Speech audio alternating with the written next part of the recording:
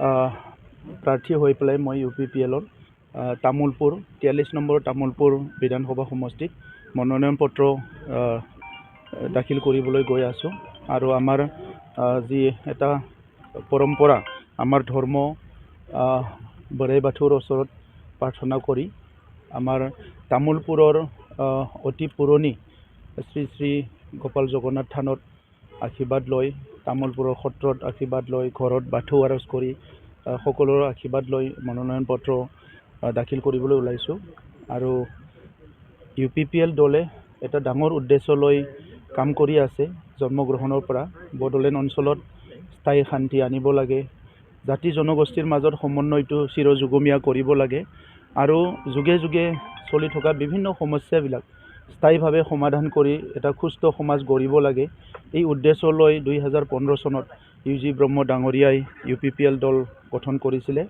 আজি UPPL দলৰ মূল উদ্দেশ্যটো সফল হৈছে, কাৰণ UPPL দলে যেনেকৈ বিচাৰিছিল বড়ো জনগোষ্ঠীৰ মাজত ভাতৃত্ববোধ যেনেকৈ ৰাখিব লাগে, ইয়াৰ লগে লগে 26টা জনগোষ্ঠী, আজি মাইনৰিটিসকল, বঙালীসকল, গোৰ্খাসকল, বড়োসকল, অসমীয়াসকল, কোচ ৰাজবংশীসকল, মদাহী, শৰণীয়া, সান্থালী যিমান আছে, প্ৰত্যেকটো জনগোষ্ঠীক একত্ৰীকৰণ কৰি একেলগে আগবাঢ়ি যোৱাৰ কাৰণে এটা চিন্তা কৰিছিলে। আৰু সেই আজি উদ্দেশ্য সফল হৈছে। আজি UPPL দলত বড়োলেণ্ডৰ যিমান জনগোষ্ঠী আছে চবেই ইয়াত অংশগ্ৰহণ কৰিছে, ইয়াত নেতৃত্ব লৈছে। গতিকে আমাৰ উদ্দেশ্য সফল হৈছে। আৰু এই নিৰ্বাচনত আমি অকলে প্ৰতিদ্বন্দ্বিতা কৰিছোঁ UPPL দল হিচাপে। 15টা সমষ্টি আমি মনোনয়ন পত্ৰ দাখিল কৰিম আৰু 15টা সমষ্টিত ৰাইজৰ আশীৰ্বাদ, ৰাইজৰ বিশ্বাস, ৰাইজৰ সমৰ্থন লৈ আমি নিৰ্বাচন যুঁজত নামিম।